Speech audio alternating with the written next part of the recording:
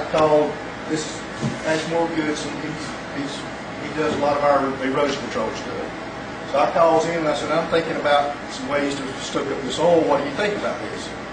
So I said, you go get this and try it and see how it works and call me back. So he said, you ain't gonna believe how this works. We think this is a good idea, and we're pitching this idea, but we would like to be able to do the work. So that's kind of where we're at with it. So just keep that in mind. But what we got, obviously we got clean water here. We're going to pour some oil in it, and then we're going to put some of this hay in it and let you see how it soaks the oil. And we got a couple other things we want to look at too, along the same lines. This is just some burn oil that he's got. It's just burn oil with viscosity out of it. So crude oil would have more viscosity. You can stick to something like this even more than burn oil would. There's two types of hay in the southeast United States. And one of them is coastal Bermuda. This main common one, this is it. Bermuda grass. And the other is the hair grass. I'll show you both examples.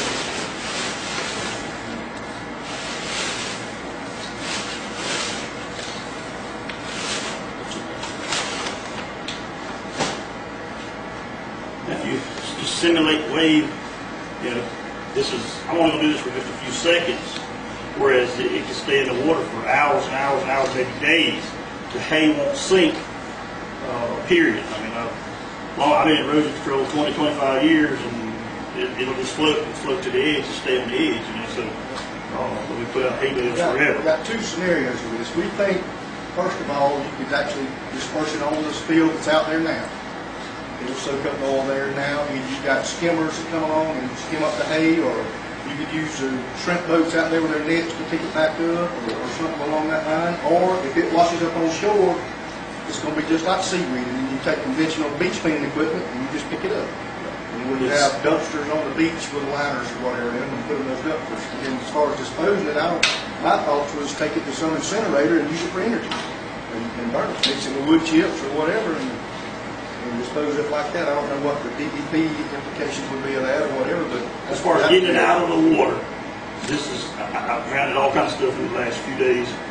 This right here is about as green and about as simple as it gets. Now this is just in a few minutes. Now pay no attention to what's around the edge. There ain't no bowl out there in the ocean. There ain't no edges, so this stuff's going to float and rinse around, flop around in the waves. Look at this hay right there. Look what's attached to it.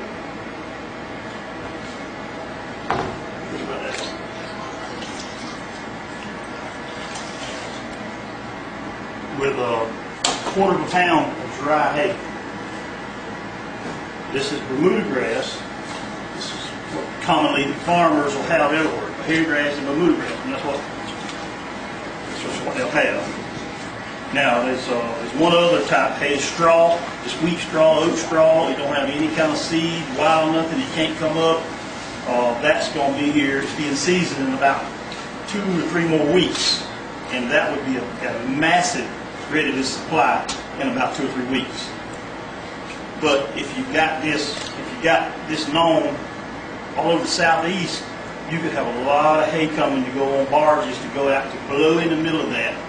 Just blow it out there in the wind. It can't screw up because it's going to float around and float into the oil, and it'll attach itself to it.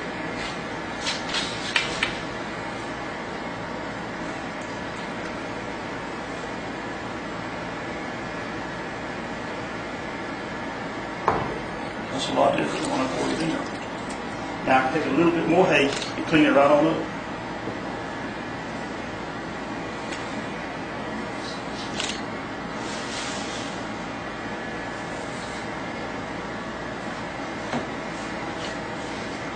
It looks bad around the edges, but there's no pan edges out there in the ocean, of course. And really, if you look inside there, there's a lot of hay, look, inside here that hadn't yet grabbed any oil. So the hay scattered out. We do more weight action, it's going to you want it more waves, right? The more you blow it, the more you scatter it. Each one of them can pull a lot of oil out. I done it so fast. You got some pieces. There's some that's scooped like it should be right there. I've got some that ain't hardly got any oil on it because I hadn't left it in there long enough. You had mentioned it forming a hard cement like, but when I look at this, it looks like it's hay with oil on it, and I put my hand on it and got a bunch of oil on it. So is it, could you clarify what you meant by, it seems that, what am I trying to say is, it's not really being absorbed in the hay, it's just on the hay. Yeah, it's attached itself to it. Right, it's attached itself to it. And that's all you want to do is attach it to something so you can get it. If it makes it to the beach, worst case scenario, it's going to end there at high tide. It's going to be where it's going to be set. And it'll stabilize right there and be in the hay. So you take this beach seaweed equipment that's pretty readily available. It'll run along there and just roll it, pick it up, go right in. The oil's coming up. If it washes up there without being attached to something, you got it in the sand, you can't get it. In other words, you got a mess to get it. So this would skim it more off the top of the sand as opposed to removing more of the sand.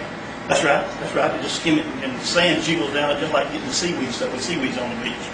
But you don't start there. You preemptive. You go deep out there where it's at with barges and stuff and blow this into it. And it'll be mixing and churning, and then you can put people with nets. Big round bales of hay that you put in a blower, and it actually chops it up and blows it out there in this form. So you got a lot of hay here that's still clean because there's no more oil left there.